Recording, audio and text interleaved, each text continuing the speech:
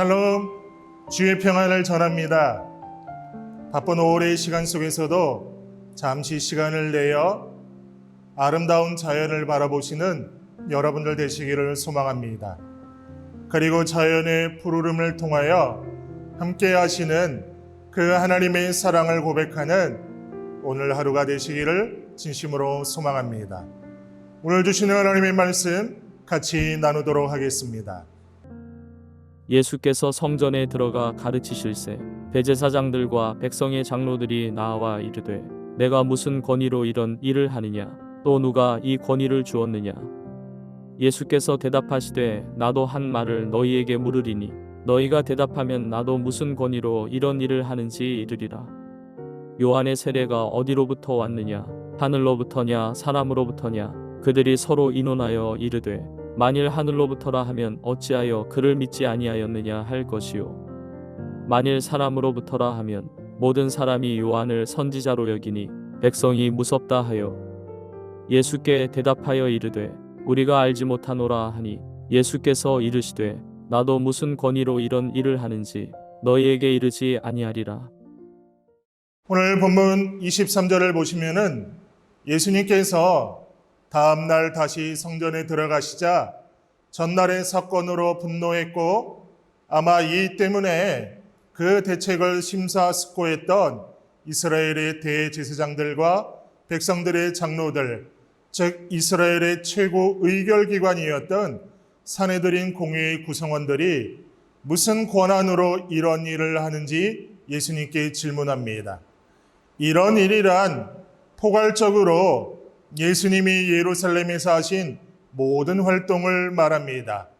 성전 정화 사건, 병자들을 고치신 사건, 성전에서 가르치시는 등의 권한을 묻는 것입니다. 성전 마당을 그런 방식으로 이용할 수 있도록 허락한 곳이 바로 대제사장들과 백성들의 장로들이었습니다. 그들은 자신들 나름대로는 합법적으로 이 권한을 하나님께 받았고 상인들에게 허락했다고 믿고 있었습니다. 반면에 예수님에게는 그들이 아무런 권한을 준 적이 없습니다. 예수님께서 이 질문에 명확하게 대답하시지 못한다면 예수님의 권위는 떨어지고 권위와 권한 없이 이러한 일을 했다는 비난과 정죄를 당하게 될 것입니다. 그리고 이 권위와 권한을 하나님께 받았다고 한다면 신성모독이라는 또 다른 죄목을 붙였을 것입니다. 이 종교 지도자들은 눈의 가시 같은 예수님을 제거하기 위하여 완벽한 각본을 준비하여 예수님께 자신 있게 공세를 펼치고 있는 것입니다. 그러나 예수님의 대답은 엉뚱한 역공세로 나타났습니다. 요한의 세례가 어디로부터 온 것인지를 말한다면 예수님도 대답하시겠다는 것이었습니다. 이 질문의 방식은 당시 랍비들이 많이 사용하던 방법이었습니다. 예수님은 지금 그들의 음해성 질문을 그들이 자주 사용하는 방법으로 지혜롭게 대처하고 있습니다.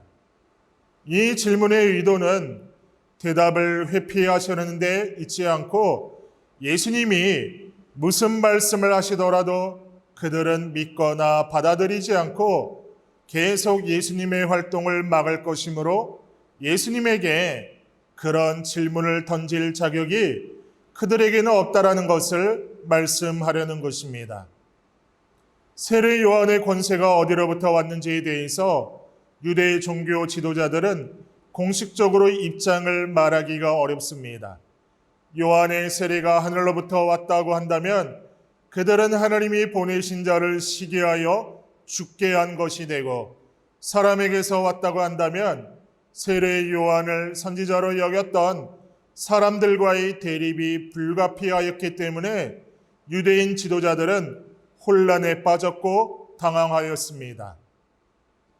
이럴 때 그들이 할 수 있는 대답은 모른다 뿐입니다. 유대 종교 지도자들은 정작 두려워해야 할 하나님 대신 자신의 정치적, 종교적 입지와 기득권을 유지하기 위하여 지지를 받아야 될 백성들의 민심을 두려워하였습니다. 오늘 큐티 영상을 함께 하시는 성도 여러분, 예수님께서는 알고 있었음에도 불구하고 말할 가치가 없기 때문에 말씀하시지 않는다는 것입니다. 유대 종교 지도자들은 진리를 수용할 마음의 자세가 안 되어 있을 뿐만 아니라 무슨 말을 하더라도 이를 이용하여 예수님을 공경에 빠뜨릴 것이란 사실을 간파하시고 그리고 알 자격조차도 없음을 말씀하신 것입니다. 대제사장들과 백성들의 장로들이 예수님의 권위에 대한 시비는 오히려 자신들의 영적 무지가 드러나는 결과만 가져왔습니다. 예수님은 잠시 후 비유를 말씀하시면서 자신의 권위에 대해서만이 아니라 세례 요한에 대해서, 유대 지도자들의 불신과 위선에 대해서, 그리고 이스라엘의 운명에 대해서 명쾌한 대답을 주셨습니다. 예수님과 요한의 권위는 하나님에게서 나온 것이며 이스라엘, 특히 그 지도자들이 이것을 거부하고 있다는 것이 답이었습니다. 이 비유는 예수님의 질문에 모른다고 대답한 대제사장들과 장로들에게 그들이 요한의 권위를 거부함으로써 하나님의 뜻을 거부하였으면서도 진실을 숨기고 있음을 지적하신 것입니다. 오늘 큐티 영상을 함께 하시는 성도 여러분, 예수님께서 던진 세례 요한과 관련된 질문 앞에 그들은 아무런 소득도 없이 오히려 창피만 당하고 물러나게 됩니다. 사람이 아무리 학식을 갖추고 나름대로 지혜롭다고 하여도 하나님의 지혜보다 나을 수 없음을 다시 한번 깨닫게 됩니다. 하나님의 지혜 없음이 사람의 지혜 있음보다 더 낫다고 하셨듯이 성도로 살아가는 우리들은 이 세상을 살아가면서 지혜의 근본이신 하나님을 온전히 붙들고 살아가야 합니다. 성도는 세상의 지혜로 사는 자가 아닙니다. 하나님께서 주시는 하늘의 지혜로 이 세상을 살아가는 자들임을 잊지 않아야 할 것입니다. 오늘 이 시간 나의 삶을 통하여 묵상해 보기를 원합니다.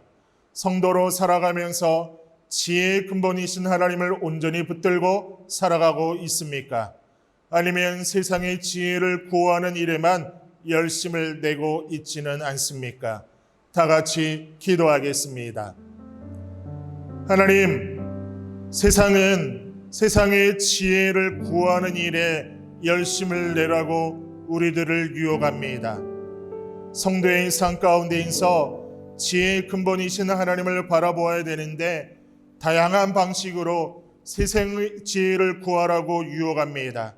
그럼에도 불구하고 성도인 우리들은 흔들리지 않게 하여 주시고 마음을 잘 지키게 하여 주시며 우리의 시선의 초점을 하나님께로만 맞추어 지혜의 근본이신 하나님만을 구하며 또 하나님께서 주시는 그 지혜를 가지고 이 세상을 살아가는 우리들 되게 하여 주옵소서.